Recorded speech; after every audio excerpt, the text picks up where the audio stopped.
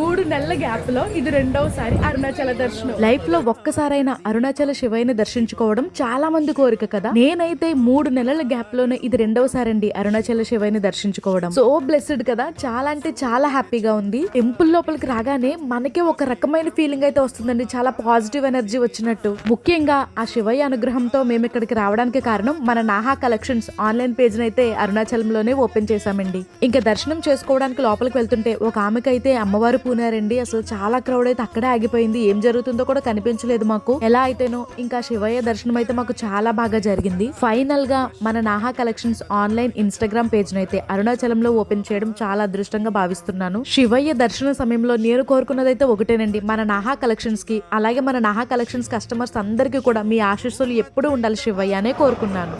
అరుణాచల శివయ్య సన్నిధిలో మా నాహా collections new page opening. ఓం నమః శివాయ.